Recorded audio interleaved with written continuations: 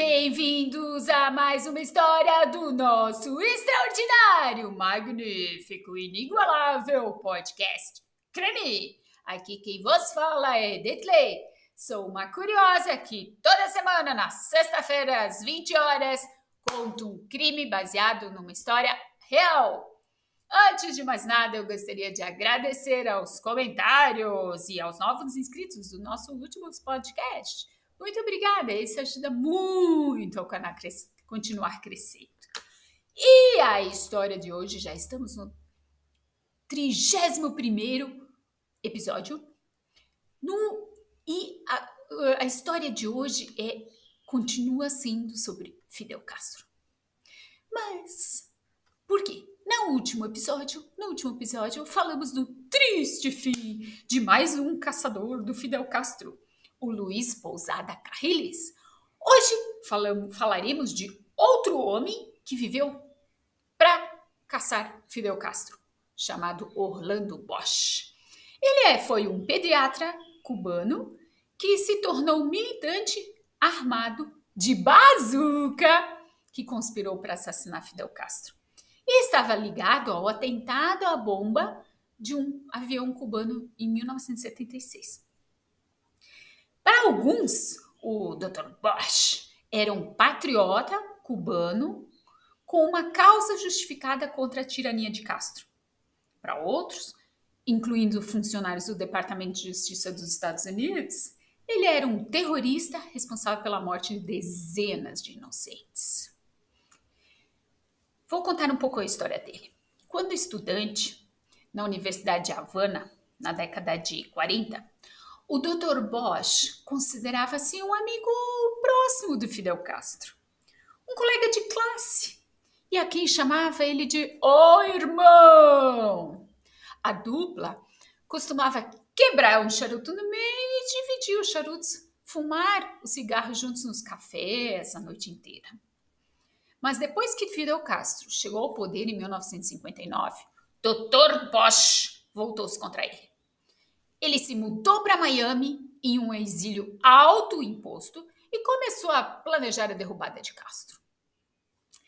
Seus primeiros esforços foram, na melhor das hipóteses, aleatórios. Ele foi preso em 19... Olha a loucura do garoto.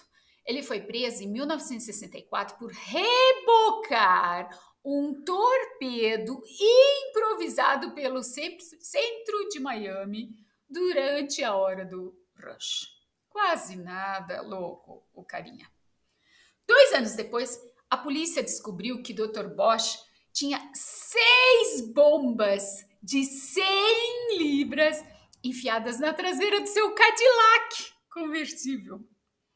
Mais tarde, ele disse às autoridades que estava levando por uma base secreta, onde havia um barco que poderiam usar para bombardear Fidel Castro.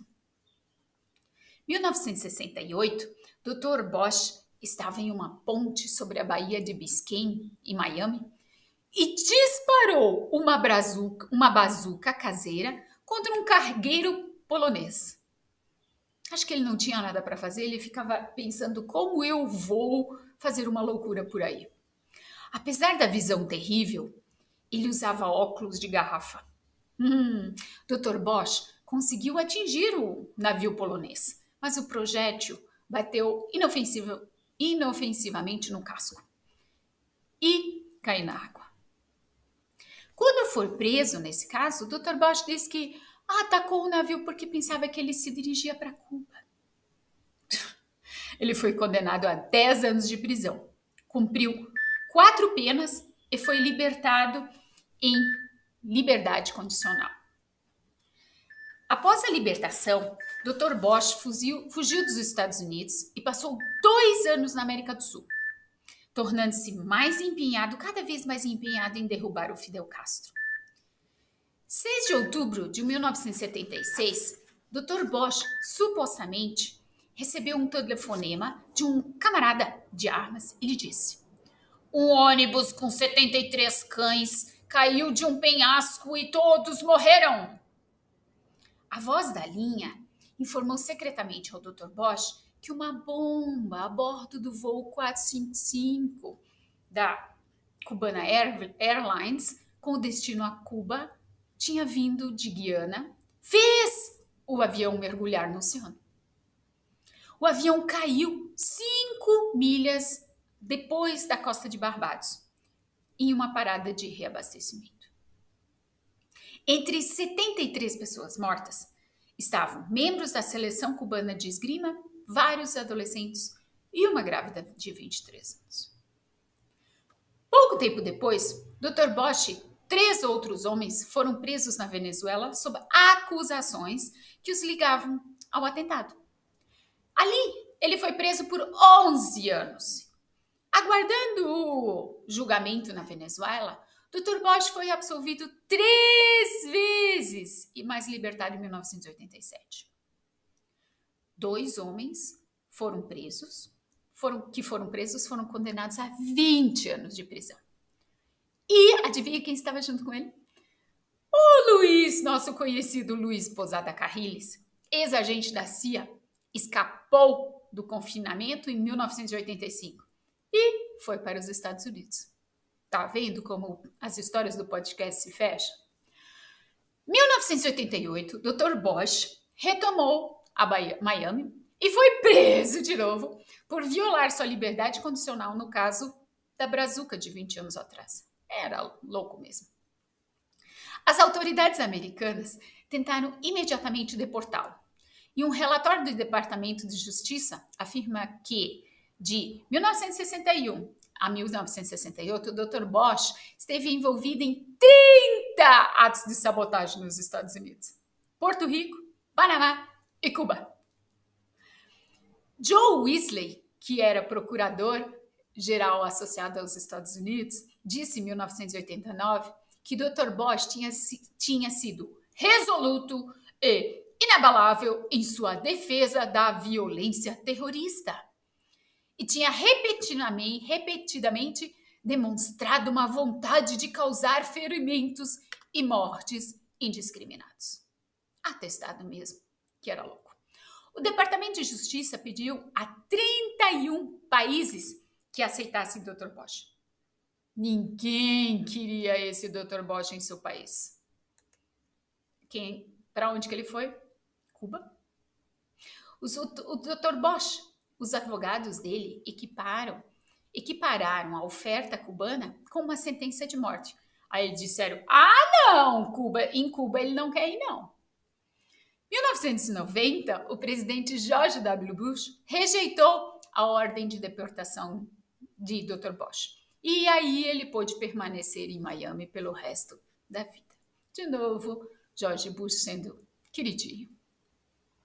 Orlando Bosch Ávila nasceu em Potrerilho, vilarejo a 240 quilômetros do leste de Havana, em 18 de agosto de 1926. Ele era 5 dias mais novo que Castro. Depois de se formar na Faculdade de Medicina na Universidade de Havana, Dr. Bosch foi para Toledo para fazer um estágio e fez residência em pediatria.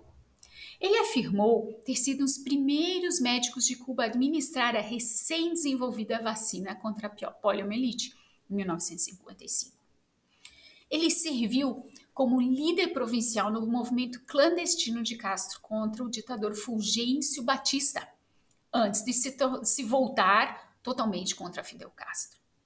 Ele disse que foi treinado em guerrilha pela Agência Central de Inteligência antes da fracassada invasão da Baía dos Porcos em 1961.